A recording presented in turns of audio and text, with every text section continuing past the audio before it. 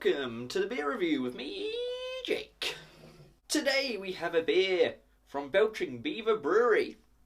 It is their Easy Beaver Session IPA. Says on the back, born to be mild. Yeah, 4.7% Session IPA. American Session IPA. So let's give it a go. Right. Oh, and it's a can of beer. Very nice indeed. Ah, so a nice coppery orange hazy beer with a nice white frothy head on top. Good so far. Let's move on to the smell. Next, smelling it. Oh, God, yeah. So the aroma actually does pack a punch for, Session IPAs are usually sort of like, you can tell they've been held back because that's the whole point of them. They're supposed to be sessionable and not too overpowering. But this is, God, yeah. This is a dank and fruity hot bomb. It's a weird thing to say, but you can smell bitterness on this one.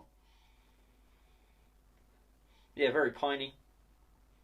Got nice sort of orange pith, lemon pith, that sort of citrus bitterness, and not like the flesh. Taste it? Yes, please. I don't know why I'm asking, because I'm going to do it. There's a very strict formula that I adhere to.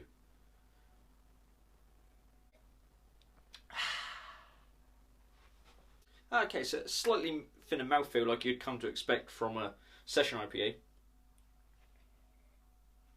But by no means unpleasant. A lot thicker than some Session IPAs that are really watery and thin.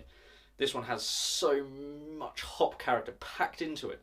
It's really sort of really bitter grapefruit, bordering on those sort of dank and resinous, piney hops. It does end on a nice sort of biscuity, sweet base. Very good. I mean, as far as Session IPAs go, this is very tasty. It is a nice quaffable hot bomb. It's so bitter, you just want to keep going back for more and more. Yeah, almost got a slight. It's even bordering on those sort of like garlicky, peppery sort of flavours because they've packed that many hops into there.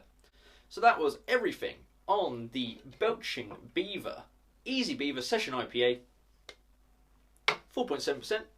And what a Session IPA is too. You could have many good sessions on that. Thanks for watching, and we'll see you on the next one.